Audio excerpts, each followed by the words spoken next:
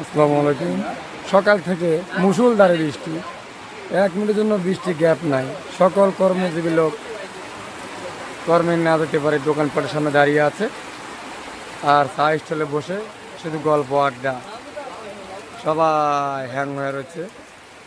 আমার কালীবাড়ি বাজার, আমার মুয়াজ্জিম সাহেবও বাজারে এসে আটকে গেছে, মসজিদ যেতে পারতেছে না।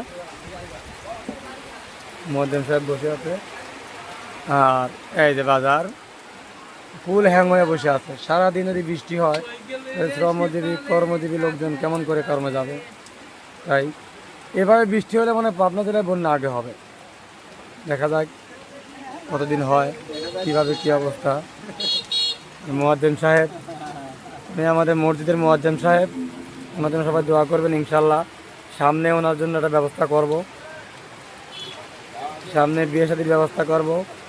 উনি খুব ভালো মানুষ, সবাই অবশ্যই ওনার জন্য দোয়া করবেন, একটা বিয়ের ব্যবস্থা করে দিবেন।